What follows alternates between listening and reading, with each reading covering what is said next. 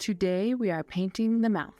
In last week's video, we painted the eye, and this week we're going to work on learning the different parts of the mouth in oils. So I've been getting back into oil portraits lately, and I've been a bit rusty, so I thought I'd take this opportunity to warm up a little bit by painting various parts of the face. This is the reference photo that we're going to be using. This is a picture of my daughter's mouth. Thank you to my daughter for letting me use her as my muse and my model so often. It was her eye last week too. So we're going to go ahead and clean up the studio a little bit, clean up what I've been working on previously, and set it up so that we can get going on this painting. So real quick, I'm just going to show you what I'm working on right now. So I have been working on a really fun still life that I have enjoyed so much. This is a photo I took in my room and one day, like a couple of months ago. And I just love it so much. I don't know why. I don't know if anyone else thinks it's as pretty as I do, but I just love it. So I figured take inspiration from the things I love the most that are the most visually appealing to me. So that is what I'm painting here. And I've been having a lot of fun with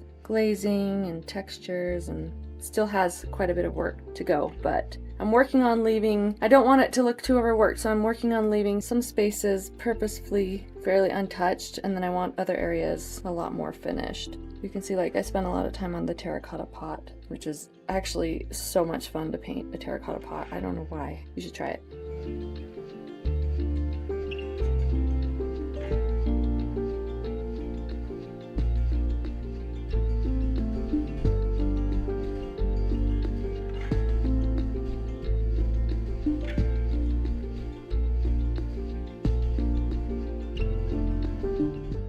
So today we're going to be using Gamblin oil paints and Gamblin refined linseed oil. I also like to use to wash out my brushes, so I use this little brush cleaning tank. Not totally necessary, but I actually love it. And inside that, to wash my brushes, I use Eco House. It's like a mild, extra mild citrus thinner, and it's supposed to be non-toxic, so I like to use this for cleaning my brushes and for thinning out the paints. We're probably not going to use that to thin out the paints today though. We're just going to go dive right in with the straight oils. Okay, for the paints we have titanium white, cadmium yellow light, yellow ochre, cadmium red light, alizarin crimson, burnt umber, and ultramarine blue.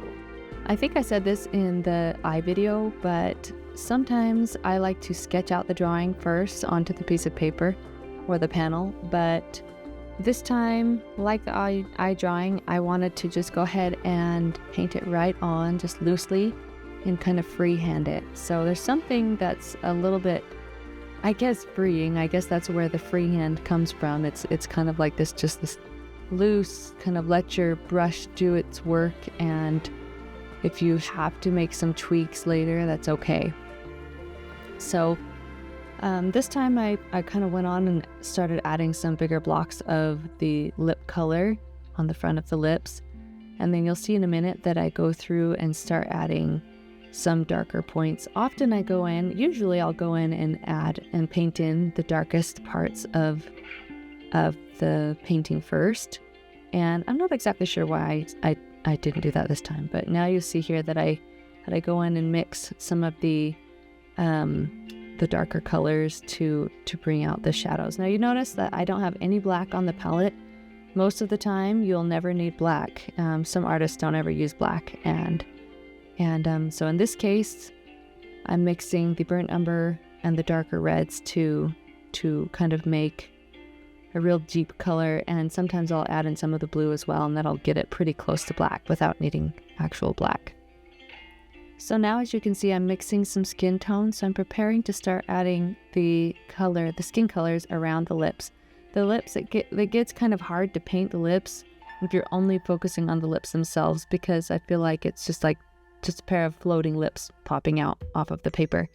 And so at this point, I was like, okay, it's time to start painting the skin around the lips so I can really bring it to life and make it feel cohesive and make it start looking like real lips eventually. I feel like almost every painting I create has an ugly phase at the beginning that makes me question whether or not I know how to paint.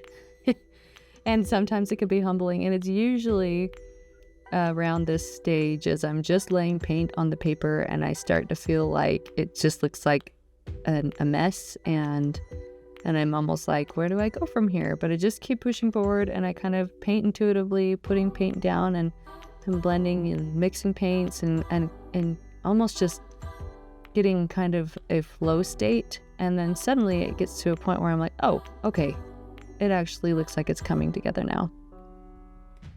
But so as you can see right now, I mixed several main skin tones on the palette, some lighter and some darker tones, and I'm just going down, following the picture and laying down paint where I think the right shading needs to be and the right hues.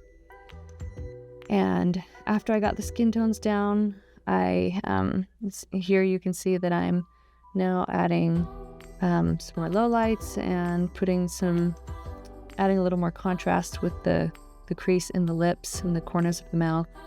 And now I'm filling in the rest of the lips I'm kind of following the highlights on the picture, and looking at where I need to put the softer, lighter pinks and different areas that have warmer pinks and red. It's important to remember that when you're painting, you're not just adding white to the lighter areas and then adding darks or blacks to the darker areas of the painting. When you look at the lips in the photo, there are certain areas where they're warmer hues and then certain areas where there are, darker shades of the same color and then cooler shades and cooler hues. So if you look at her lips, right between where the lips meet, it's warmer. It's a warmer hue, and so I was mixing in more reds. And then where there's shadows, it gets a little bit cooler, or as the lip comes and curves down into the light, the color cools down. So now I'm adding a lighter tint to the skin colors, kind of lightening up the edges of the lips, the Cupid's bow, and underneath the bottom lip area, and just trying to bring up a little bit of the contrast so that you can see where the light is reflecting on the skin tones. So if you're not familiar with oils, one of the reasons I love them so much is how workable the paints are. So because they have the oil base, they take a lot longer to dry, which means if you love blending your paints, you're able to do a lot of that on the canvas. And one of my favorite things to do is softening the edges, and that's kind of what I'm doing now as I'm going through the lips and adding color, softening the edges of the lips, and bringing some of the warm hues into the bottom of the upper lip there. Now, as I was painting this, I was surprised that I found myself really enjoying using a really small brush to add in all of these details. I wasn't intending to paint in a lot of detail, and in the end you'll see that it is not super detailed. Like, I didn't try to smooth it out and make it look ultra realistic. But this is kind of a smaller painting. The lips are almost life-size, maybe a little bit bigger, but I found it kind of difficult to use a bigger brush in order to achieve the look and the detail that I was going for in this painting. So now I'm going through and I'm just kind of intuitively following what I think needs to be done with this painting, which is just kind of softening more of the edges, adding more highlights around in the skin area, the skin tones, the Cupid's bow. And I've learned just recently, it was just a couple of years ago, I learned a technique that really helped my paintings to look better, and that was that I was leaving a lot of harsh lines in my paintings, and I didn't realize at the time when I was doing that our eyes don't actually see those stark lines when we're looking at people and details on faces, and often they don't really exist. Even if you're looking at the edge of a face, it tends to almost, like the light, there can be a glow off the skin, which makes it almost blend into the background. And so when I started applying that to my paintings, I was amazed at how much better my paintings looked, because the softer edges just made it look a lot more visually appealing and a lot better. Now, what is really nice is when you can find a perfect blend between having some hard edges and some soft edges, because that creates a really beautiful harmony in your paintings. There are a lot of different techniques and approaches that an artist can take when painting the face, painting a portrait. And I'm not sure how many of them are right or wrong, if there really is a right or wrong, but I know that for me, when I'm painting a portrait, I kind of like to build up the layers, even in one paint session like this, when I'm painting alla prima, which means all the paint is wet. I'm not letting any layers dry. I tend to kind of, like I said, build upon the layers, one paint stroke at a time, more and more color until I feel like it looks the way I want it to look. Some artists will go right in and start in one little area and then just work their way out as if the painting is just being unveiled. And I think it's amazing and really cool how they can do that. It's not how I paint. I didn't learn to paint that way, and that's okay. It would be interesting to try that sometime though. So now I'm going in, I'm just continuing to refine the lips and to look at different areas that need a little more color, a little more shadow, a little more detail. And as you see here, I'm adding that little line under the lip that's almost like a little ridge. And so I'm lightening the very bottom edge of the lip, and then in a second I'm going to go through and add in kind of that, like I said, the shadow underneath the ridge of the lip. One of the questions I often ask myself during a painting is, when is this painting finished? A lot of the time it's just a feeling. When I look at a painting and it just doesn't feel, I'm not content with it, I know it's not finished. I know it needs more work. There is sometimes a tendency though to overwork a painting, and so that can be hard too, because unlike when you're painting digitally, like on Procreate with the iPad, you can double tap with a couple of fingers and it undoes the paint strokes, the brush strokes that you did with the iPad. With the painting, you can't just undo, and so you have to be careful not to overwork a painting. I heard a quote recently that I absolutely love, and someone said it's by Leonardo da Vinci, but Google says it's actually a quote from the French poet Paul Valéry that says, "Paintings or art is never finished, only abandoned." And for some reason, that gave me a lot of comfort, and it's almost like it gave me permission to be okay with walking away from a painting, even if I'm not totally sure it's done. Because really, in essence, sometimes, the doneness of a painting is really just a matter of opinion, and one artist may take it a lot farther than another, but there's a lot of beauty in many different stages of a painting. So some artists like to leave paintings looking a little more unfinished and raw. So we've gotten to one of my favorite parts, which is adding the little details and highlights on the lips. And from here, I'm just kind of looking at it to see if there's anything else that these lips need. I can see that there needs to be a little more shadow, and in a second you'll see that I think I'm finished with the painting, and I'll show kind of like a finish little clip, but then I end up going back and adding in a little more detail.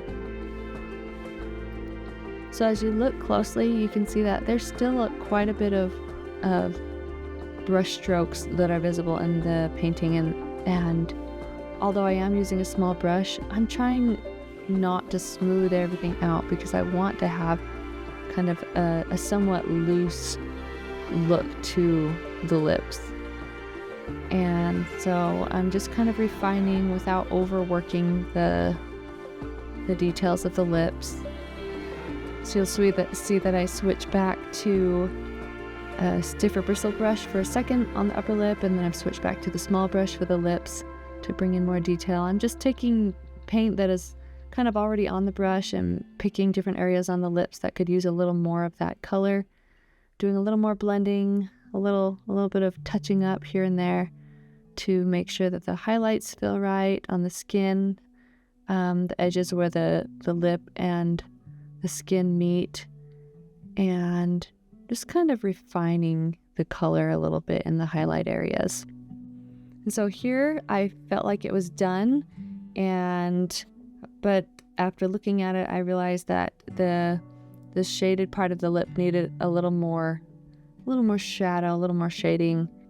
So as you can see, I'm taking some of the darker browns and painting it into the skin beneath the lips, and then a little bit of the darker lip color.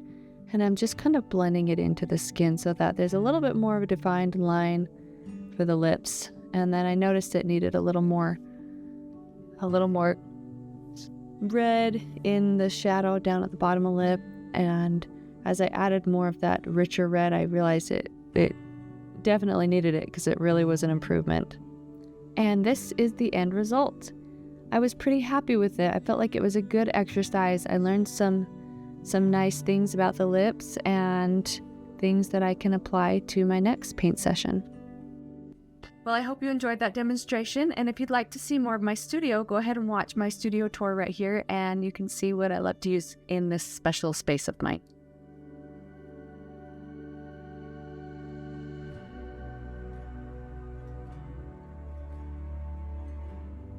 Okay.